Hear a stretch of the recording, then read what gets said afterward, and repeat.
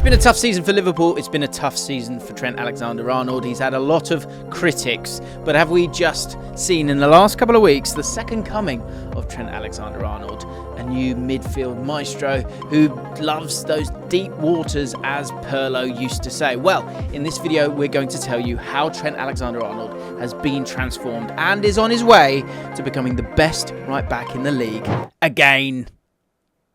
It's always up for debate though, isn't it? We're going to dive deep into the ins and the outs of this new position and what it means going forward for Trent, Liverpool and even England.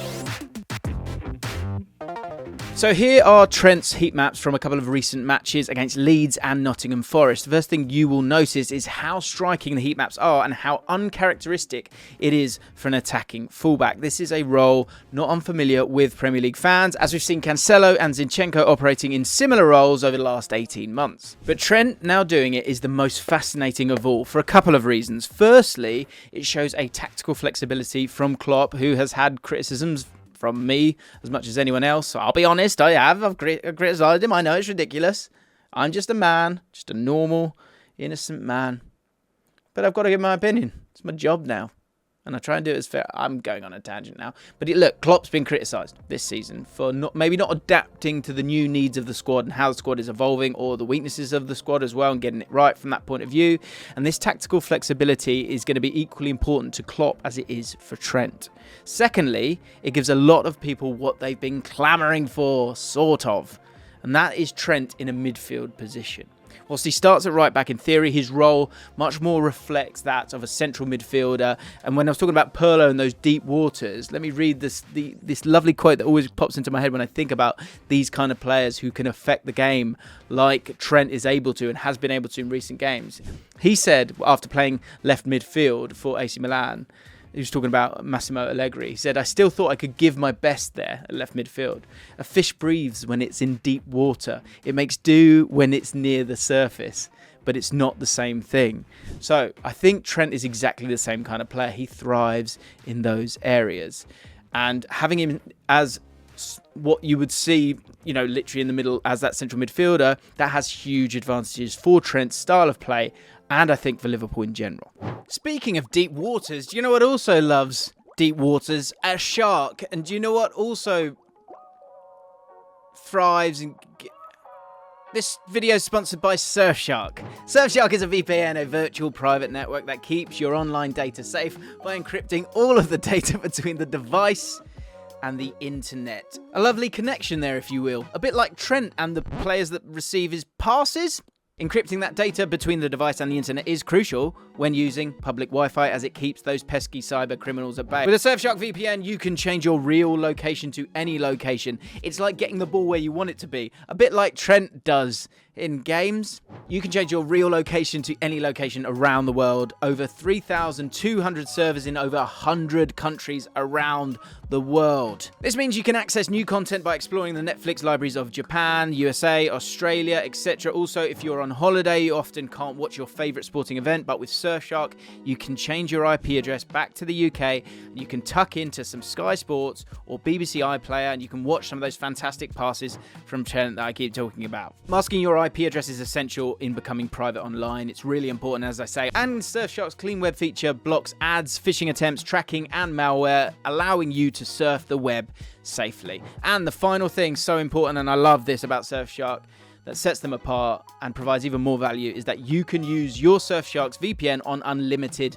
devices, as many as you can bloody find. So if you currently don't have a VPN, to make yourself safe but also allow you to access more content, it just makes sense to have one to watch what you want wherever you want to safely. So what are the next steps, Jim? Well, take a look at the link in the description. That will take you to the Surfshark website, where you can get yourself 83% off and 3 months extra for free right now by using my code, Allcott, ALLCOTT. Surfshark offers a 30-day money-back guarantee, so there's no risk. So why not give Surfshark a go? So let's have a look at Trent's role and contribution, because in those 2 games, Trent has been super influential in pulling the strings from midfield, being an option in possession and offering a new dynamic in terms of range of passing in midfield. If we use the Leeds game in particular as a case study, because I think that really did sort of burst into our minds, the stats behind it give great insight into Trent's qualities in a deeper role and why he could become that linchpin of the side. So these stats against Leeds and his rank within the Liverpool team. First of all, touches 151, first passes attempted 144. That's crazy. Shows how sort of one touch, two touch he was in this role. First, of course, for that. Passes completed, 129. Second for that one. Long passes completed. Very important that when it comes to Trent. An absolute weapon of his, of course, is that. 15. First for that one. Passes into the final third. 14. He was first for that one. You can guess what the rank was for this one. Passes received, 125 first for that one. And expected assists, 1.1 first for Liverpool in that game. These stats are demonstrative of a player who is the metronome of the side, while simultaneously being an important creator for the side as well. This is ultimately the beauty behind the role that Trent has in this side in this game. By playing deeper, he's in a position to receive the ball more frequently, and due to not being an actual part of the midfield three, it makes him harder to press, like John Stones at Man City. By packing the centre, it gives the defenders a lot of options to pass vertically and to play quick interchanges that sees the passing lanes harder to disrupt for the oppositions.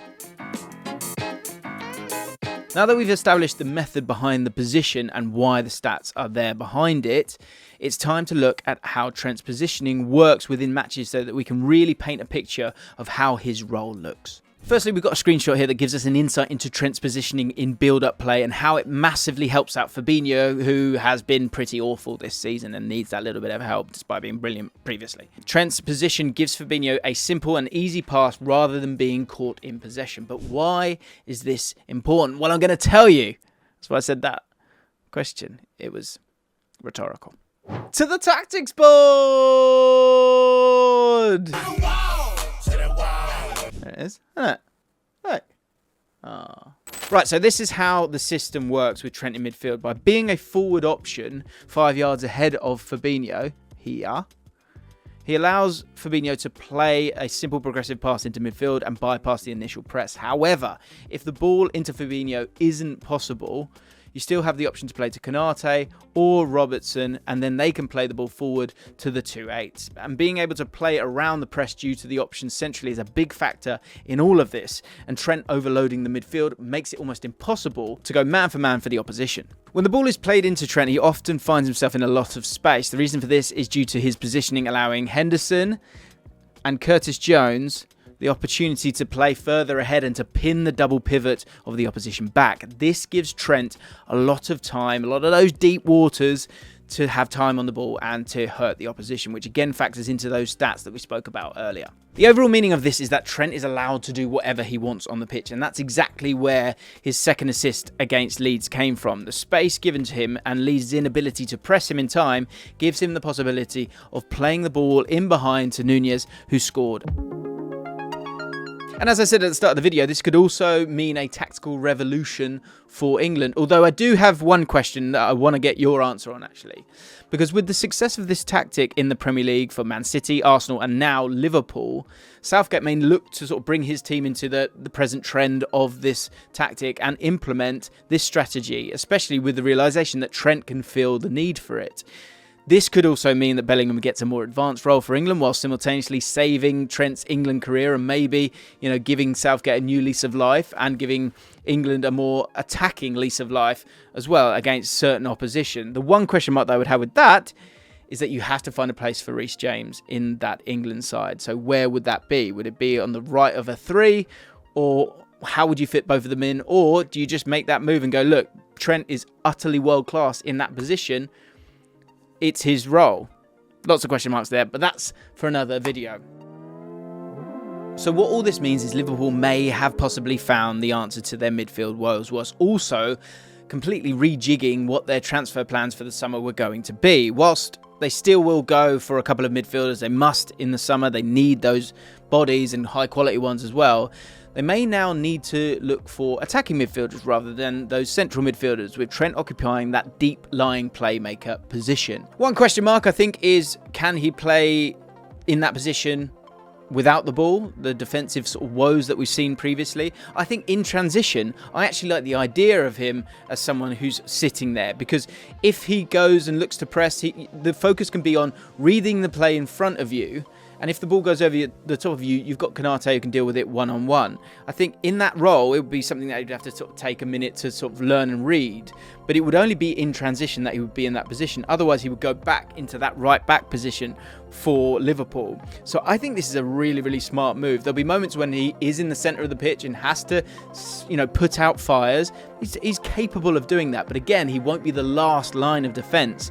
And I think that could give both Liverpool a real second chance, because when Trent gets done, he gets done badly when it's that long ball from the right hand side over his head, and he doesn't seem to read that. But again, say from a sort of closed opportunity of a corner or high dominance, if he is in those areas on occasion, I think he can deal with that. I'm certain he can. The important thing is that Trent is such a gorgeous, wonderful footballer and plays passes that I just absolutely love. It's why I watch football. So the difficulties that he's had, the weaknesses in his game, is something that needs to be looked at. He needs to continue to improve that. But with this new role and what we're seeing in football now, where the old ways of being in one position and staying there is just not the way that football's done now. There's with the ball and without the ball. I think by finding a way to utilise those strengths of Trent with the ball is only a good thing for Liverpool and England. Going forward for Southampton and defensively for Arsenal, there are some interesting things to take away here. By remaining narrow, as we've said, and having 4 or 5 attacking runners, Southampton were able to force the Arsenal defence and midfield into being narrow in transition to limit what they perceived as immediate danger. But this allowed Perrault to have a lot of space to deliver crosses, and by having an increased number of players in the box and having that attacking presence, it increased the likelihood of earning corners for Southampton. And they aren't the first team to target Arsenal at set pieces this season. You remember Everton did it brilliantly earlier in the season at Goodison.